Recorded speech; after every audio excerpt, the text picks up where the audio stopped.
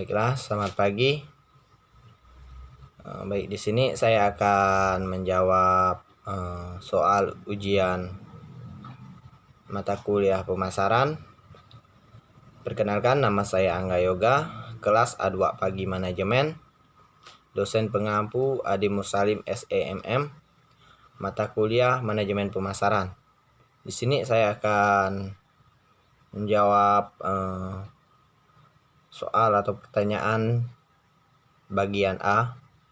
Pertanyaannya di situ yang pertama, berapa kali Anda hadir dalam mata kuliah? Kenapa Anda harus hadir dalam kuliah manajemen pemasaran? Di sini jawabannya 12 kali pertemuan untuk mata kuliah pemasaran.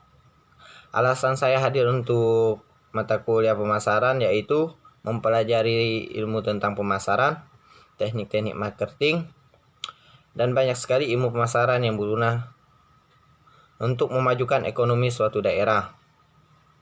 Di sini juga kenapa saya harus mempelajari mata kuliah manajemen pemasaran? Karena untuk memenuhi syarat SKS yang saya ambil. Soal bagian 2. Ya, soal yang nomor 2, sebutkan dan jelaskan tugas terstruktur yang sudah saudara buat dan manfaat apa yang saudara peroleh mengerjakan tugas terstruktur tersebut. Jawabannya itu yang pertama, ringkasan bab 1 manajemen pemasaran, ringkasan dan video manajemen pemasaran. Yang ketiga, mengerjakan soal dari video yang ditonton. Yang keempat itu latihan soal manajemen pemasaran dari link yang sudah Bapak berikan untuk minggu-minggu yang sebelumnya. Yang kelima itu tugas meringkas video periklanan. Yang keenam, tugas buat iklan dengan YouTube. Yang ketujuh, ringkas artikel personal selling di Google dari YouTube. Yang kedelapan itu tugas video record personal selling. Soal yang ke nomor 3, manfaat apa yang saudara peroleh melalui mempelajari manajemen pemasaran 1 melalui Google Classroom. Di sini manfaat yang saya dapat dari mempelajari manajemen pemasaran ini, yang pertama itu bisa mengerti arti dari sejarah manajemen pemasaran, mengerti sebelumnya yang saya tidak tahu apa itu manajemen pemasaran. Setelah saya mempelajari, saya bisa memahami dan mengerti isi-isi dari apa saja sih yang terdapat dalam manajemen pemasaran. Baiklah, itu jawaban dari soal bagian A. Baik, di sini saya akan menjawab soal di bagian B. Soal bagian B yang pertama itu tuliskan syarat teks iklan jika iklan ditinjau dari isinya. Syarat teks iklan. Syarat-syarat iklan yang baik adalah sebagai berikut. Yang pertama itu harus objektif dan jujur. Yang kedua itu singkat, padat, jelas, dan mudah dipahami. Ketiga, tidak menyinggung pihak yang lain. Yang keempat itu menarik perhatian orang banyak. Untuk soal yang kedua, jelaskan syarat teks iklan jika iklan ditinjau dari bahasa. Dari segi bahasa, yang pertama itu menggunakan kata yang tepat, menarik, logis, dan serta sopan. Yang kedua itu ungkapan yang digunakan memikat dan memiliki daya sugesti bagi khalayak. Yang ketiga itu bahasa yang disusun untuk menonjolkan informasi yang dipentingkan. Yang keempat itu teks iklan harus menuju pada sasaran. Untuk soal yang ketiga, tuliskan tujuan iklan. Di sini ada jawabannya. Di sini ada beberapa tujuan iklan. Yang pertama itu suatu upaya untuk menimbulkan citra yang baik terhadap produk, jasa maupun suatu ide yang diiklankan. Yang kedua itu memberikan informasi mengenai produk, jasa maupun suatu ide. Yang ketiga itu mempermudah masyarakat untuk mengetahui spesifikasi, harga, fungsi, dan manfaat dari suatu produk. Yang keempat itu meyakinkan masyarakat untuk mengetahui penerima iklan mengenai kebenaran tentang suatu produk. Yang kelima itu mempengaruhi target pasar untuk menggunakan atau memberi produk yang diiklankan. Untuk soal yang ke nomor 4, tuliskan jenis-jenis iklan berdasarkan isinya. Di sini ada beberapa jenis iklan berdasarkan isinya. Jawabannya iklan penawaran. Iklan yang bisa kita jumpai adalah iklan penawaran atau iklan niaga. Iklan penawaran merupakan jenis iklan yang berisi tentang tawaran atau barang atau jasa kepada masyarakat luas. Contohnya iklan barang, sepatu, tas, makanan, barang elektronik, kosmetik, dan lain-lain. Yang kedua, iklan pelayanan masyarakat. Iklan ini biasanya berasal dari instansi atau lembaga, berisi tentang suatu informasi, sosialisasi, atau pencerahan kepada masyarakat akan suatu isu atau topik tertentu. Contohnya itu iklan pemilu dan lain-lain. Yang ketiga, iklan pengumuman atau pemberitahuan. Jenis iklan berdasarkan isinya selanjutnya adalah iklan pengumuman. Iklan ini bertujuan untuk menarik masyarakat tertentu saja. Isinya tentang pemberitahuan sesuatu seperti event, iklan berita duka cita, dan lain-lain. Selanjutnya itu iklan permintaan. Iklan permintaan ini sering dianggap sebagai iklan lowongan kerja.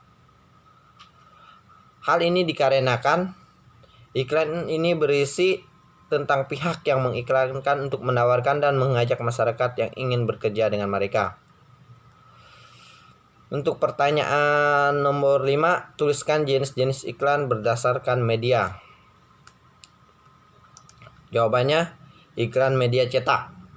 Iklan media cetak adalah iklan yang dibuat dan pisanak menggunakan cara dicetak. Biasanya iklan cetak yang kerap kita temui di koran, selembaran majalah, koran, baliho, poster, stiker, dan lain sebagainya. Kedua itu iklan elektronik. Jenis-jenis iklan selanjutnya adalah iklan elektronik. Iklan ini menggunakan media elektronik dalam penyampaian dan tampilan iklannya, seperti iklan televisi, live action, animasi, musik, sponsor program, running text, dan lain-lain. Untuk soal nomor 6, tuliskan jenis-jenis iklan berdasarkan tujuan. Jawabannya jenis-jenis iklan berdasarkan tujuannya menjadi 2, yaitu komersial dan iklan non-komersial. Iklan komersial atau bisnis. Iklan komersial ini dipasang dengan tujuan untuk mendapatkan keuntungan ekonomi.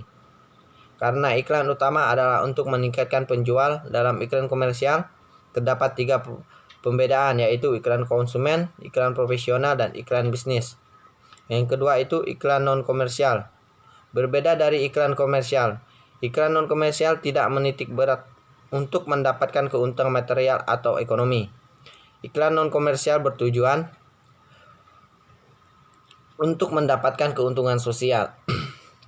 Keuntungan sosial yang dimaksud adalah agar masyarakat mendapatkan tambahan wawasan, kesadaran diri, dan merubah perilaku dan sikap masyarakat terhadap masalah yang ditampilkan pada iklan tersebut.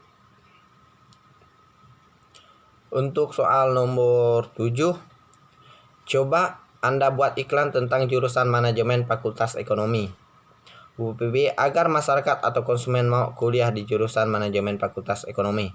Baik, di sini iklannya yang saya akan buat adalah di mana saya akan menawarkan atau mempromosikan sebuah kampus ini kepada konsumen atau orang-orang yang ingin berminat. Kampus UPB ini adalah kampus yang sangat baik sekali, terutama bagi kalian yang ingin masuk di jurusan Fakultas Ekonomi, terutama jurusan manajemen, di mana akreditasinya sudah bagus. Untuk fasilitas pengajaran sangat bagus. Jadi mari untuk teman-teman yang ingin kuliah di Fakultas UPB, silakan teman-teman bisa mendaftarkan diri atau datang langsung di Fakultas UPB. Di situ kalian akan boleh menanyakan apa saja atau ingin mendaftarkan diri di Fakultas UPB. Untuk soal nomor 8, tuliskan fungsi dari media promosi. Jawabannya fungsi iklan. Yang pertama, untuk menyebarluaskan informasi suatu produk kepada calon konsumen yang potensial. Yang kedua, untuk mendapatkan para konsumen baru dan untuk dapat menjaga loyalitas konsumen tersebut. Yang ketiga, untuk menaikkan penjual serta keuntungan. Yang keempat itu mengunggulkan produknya dibandingkan dengan produk kompetitor. Soal nomor 9, berdasarkan macam media yang digunakan, maka periklanan dibedakan menjadi. Untuk jawaban yang ke-9, di sini ada beberapa jenis iklan didasarkan kepada medianya, yaitu iklan media cetak. Yang dimaksud iklan ini sendiri akan dibuat atau dilakukan pemasangan dengan cara menggunakan teknik cetak yang di dalamnya wujud iklan akan ditemukan pada sebuah majalah, baliho, poster, dan lain-lain. Yang kedua itu iklan media elektronik, di mana iklan ini akan menggunakan media elektronik seperti televisi, radio, film, dan lain sebagainya. Yang ketiga itu iklan film, yang di mana iklan ini akan dilakukan penampilan sebuah film utama, akhirnya dilakukan pengirisan dan membuat film ini untuk dilakukan mempromosikan sebuah film utama tersebut untuk diputar. Yang keempat itu iklan media digital.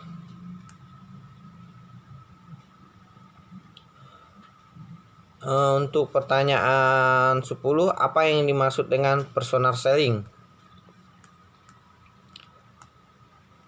Di sini personal selling merupakan alat suatu promosi yang sifatnya secara lisan, baik kepada seseorang maupun lebih calon pembeli, dengan maksud untuk menciptakan terjadinya transaksi pembelian yang saling menguntungkan bagi kedua belah pihak dengan menggunakan manusia sebagai alat promosi.